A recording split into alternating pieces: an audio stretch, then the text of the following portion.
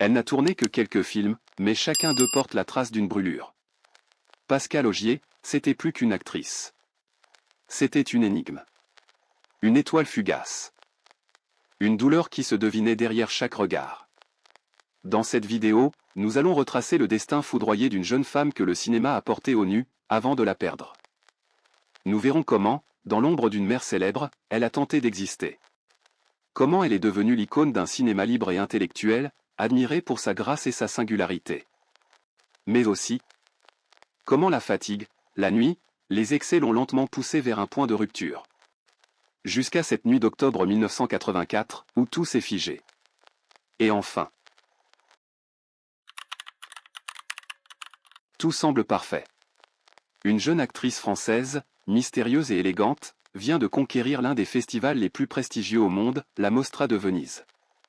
À 25 ans, Pascale Augier incarne l'intelligence, la liberté, la grâce.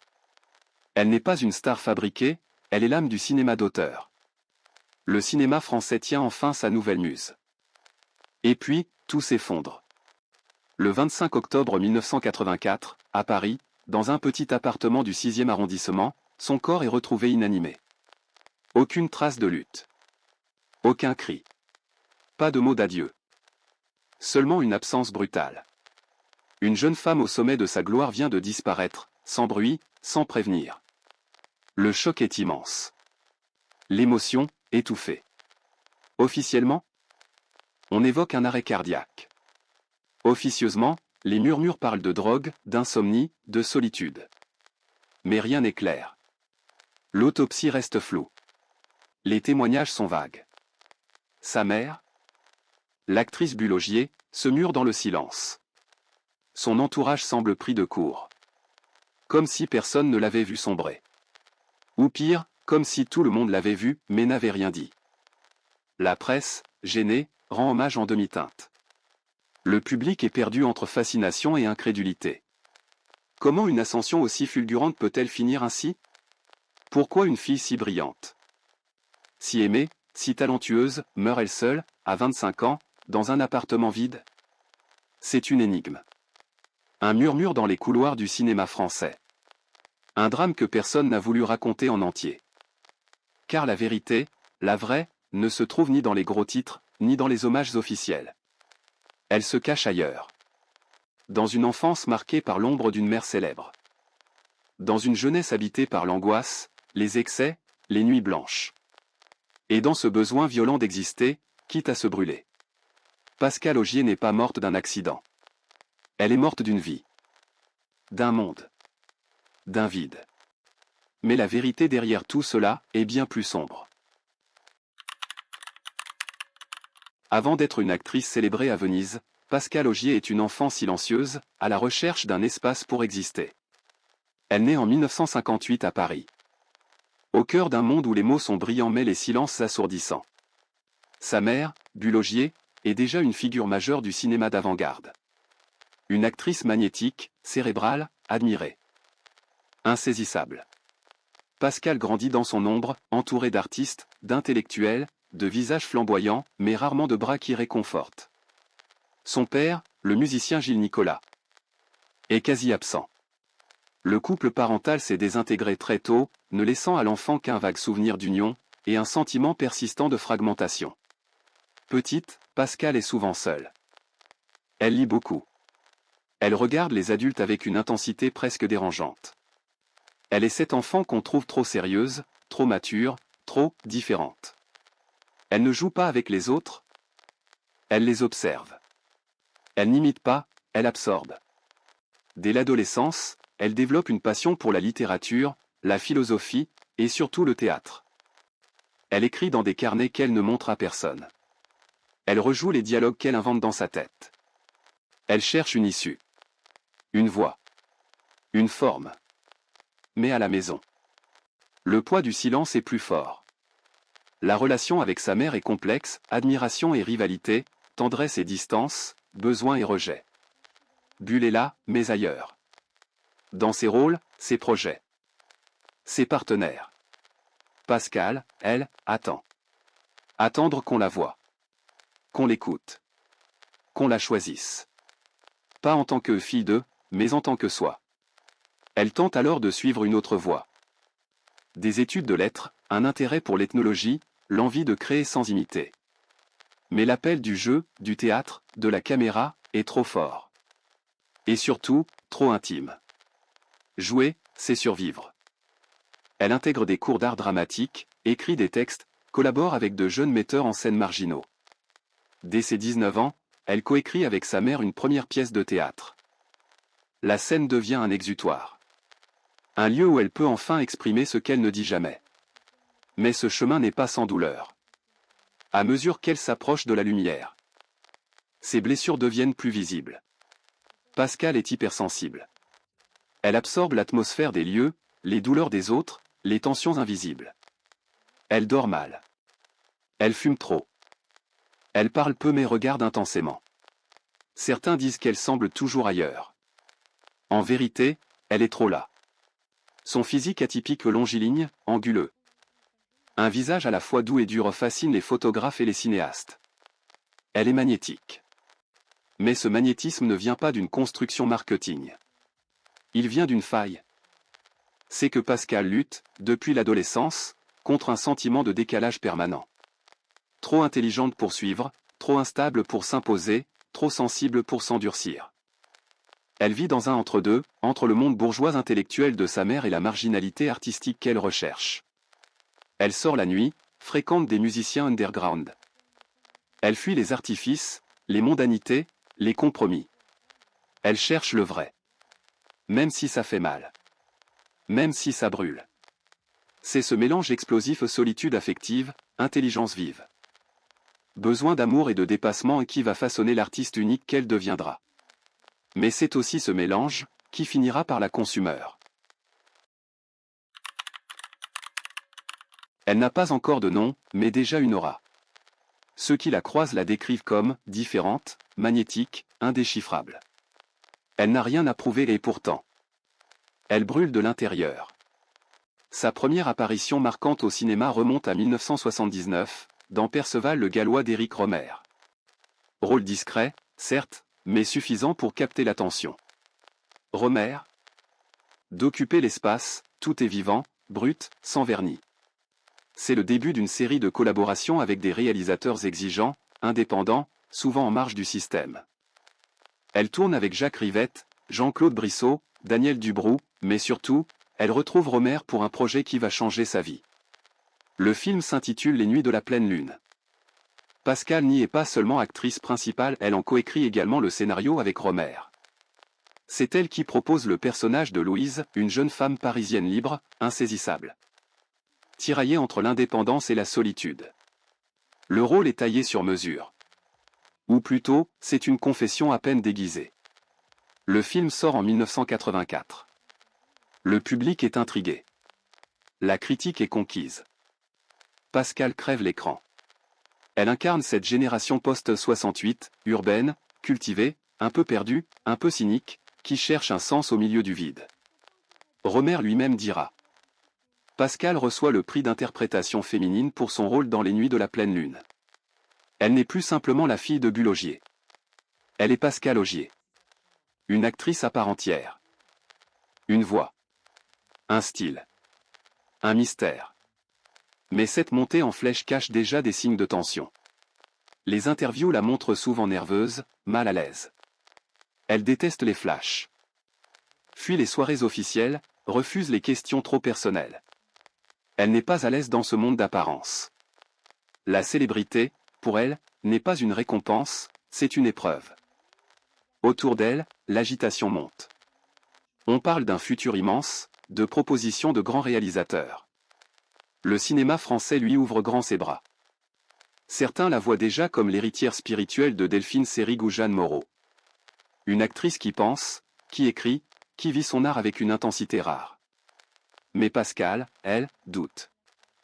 Elle a toujours douté. Elle a peur de ne pas être à la hauteur. Peur de se trahir. Peur de se figer dans une image qu'elle n'a pas choisie. La reconnaissance ne calme rien. Au contraire. Elle intensifie ses insomnies. Elle accentue son besoin de fuite. La nuit devient son territoire. Elle écume les clubs, les squats, les fêtes privées où se croisent artistes, marginaux, poètes maudits et trafiquants de toutes sortes. Elle commence à consommer. D'abord pour tenir. Pour rester éveillée. Puis pour s'échapper. Pour calmer l'angoisse. Pour ne plus sentir. Autour d'elle. Certains ferment les yeux. D'autres s'inquiètent. Mais personne ne veut vraiment croire que la nouvelle muse du cinéma français est en train de se brûler à petit feu. Malgré tout, elle continue de tourner. En 1984, elle enchaîne les projets, Le Pont du Nord avec sa mère, La femme de l'aviateur, Full Moon in Paris. Elle devient un visage récurrent du cinéma d'auteur. Mais le cœur n'y est plus. Elle rêve d'autre chose, d'un ailleurs, d'une pause, d'un amour vrai. Mais l'industrie est en marche. Et personne ne veut ralentir. Elle-même le presse. Je n'aurai pas une carrière longue. J'irai vite. Et puis j'arrêterai. Elle ne croyait pas si bien dire.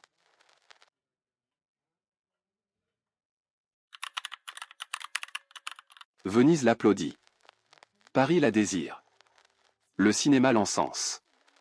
Mais dans l'ombre, Pascal vacille. À peine revenue de la Mostra, quelque chose change dans son regard. Elle devrait exulter. Fêter. Pascal ne dort plus. Elle enchaîne les nuits blanches, les cigarettes sans fin, les regards dans le vide. Elle passe des heures enfermée chez elle, seule, à écrire, à écouter des vinyles. Pas être glorifiée. Elle voulait raconter des vérités, pas devenir une icône de mode. Et puis, il y a l'entourage. Des artistes, oui. Mais aussi des fêtards, des destructeurs, des amants toxiques. Un homme, plus âgé, dont on taira le nom, aurait partagé sa vie ces derniers mois-là. Leur relation est décrite comme fusionnelle, chaotique, destructrice. Des cris, des absences. Des nuits entières sans nouvelles. Pascal souffre, mais reste. Comme si la douleur était devenue un langage qu'elle comprenait mieux que l'amour. Son cercle intime commence à se rétrécir. Ceux qui s'inquiètent sont mis à distance. Elle devient insaisissable. Le téléphone sonne dans le vide. Les rendez-vous sont oubliés. Les tournages sont repoussés. Dans un article de Libération, publié discrètement fin octobre 1984, un journaliste écrit : elle avait la grâce, mais aussi cette chose plus rare, une conscience aiguë du vide. C'est peut-être ce qui l'a rendue si brillante. Et si fragile. La drogue s'est installée dans son quotidien. D'abord les joints, les cachets pour dormir. Puis la cocaïne. En soirée, elle parle vite, bouge sans cesse, comme électrisée. Certains l'admirent. D'autres la trouvent inquiétante. Une amie proche dira plus tard. Elle avait le rire nerveux de ceux qui savent que tout peut s'arrêter demain. Pascal consomme pour tenir. Pour ralentir le temps. Pour ne pas sentir ce qui monte en elle, l'angoisse, la solitude, le sentiment d'être un imposteur dans un monde qu'il adule sans vraiment la connaître. Elle parle parfois de tout arrêter. De partir vivre à l'étranger. D'ouvrir un café-librairie dans le sud. Mais à 25 ans, avec un prix prestigieux en poche et des producteurs à ses pieds. Elle oublie son texte. Elle arrive en retard. Elle reste absente, comme déconnectée. Le montage final doit parfois tricher avec ses silences trop longs, ses gestes imprécis. Mais leur relation est encore une danse hésitante entre la fusion et la fuite. Elles s'aiment, mais ne se disent rien. Elles s'observent, mais ne se comprennent pas. Bull dira plus tard. Pudiquement. Pascal avait sa propre douleur. Elle la portait avec élégance. Mais c'était une douleur réelle. Les derniers jours sont flous. Pascal disparaît des radars. On la voit ici et là. Dans un bar de Saint-Germain, à une exposition, chez un disquaire. Elle semble ailleurs. Toujours belle. Toujours brillante. Mais plus lente, plus lasse. Comme si elle disait au revoir sans le dire vraiment. Un soir, elle est vue en larmes, seule, assise sur le trottoir, en bas de chez elle. Un passant lui demande si elle a besoin d'aide. Elle répond simplement. Non, je suis juste fatiguée d'être quelqu'un.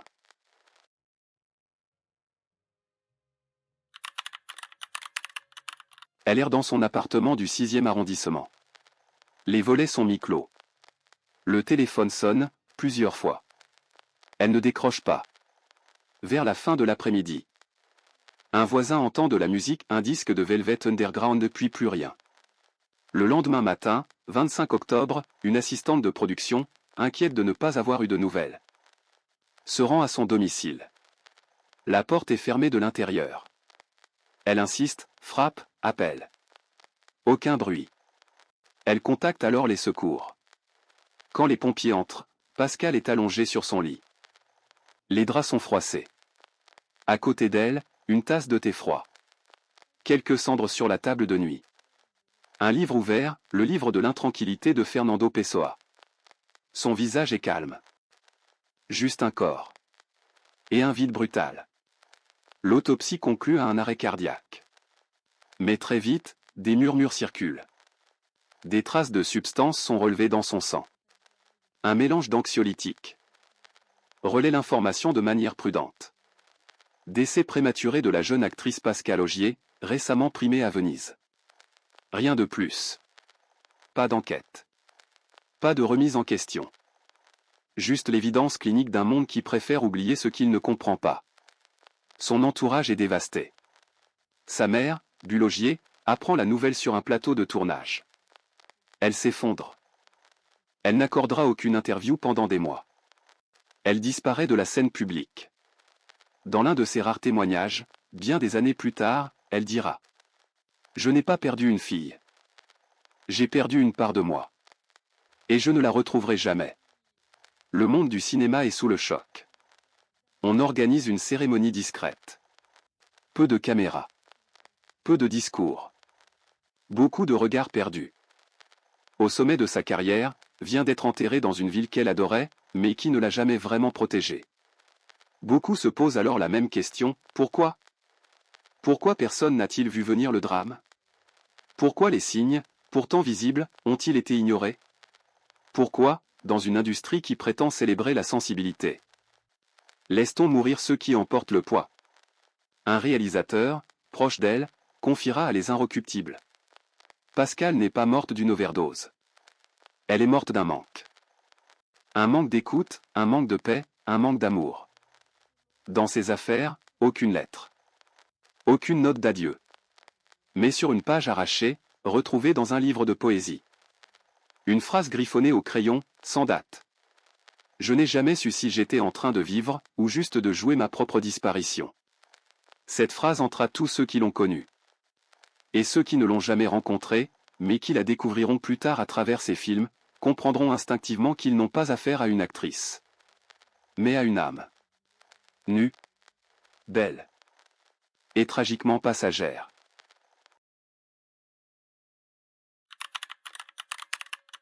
« 40 ans ont passé. Et pourtant, son visage demeure. Celui d'une jeune femme aux yeux graves, à la voix douce, à la présence tranchante comme un poème. Pascale Augier n'a tourné qu'une poignée de films.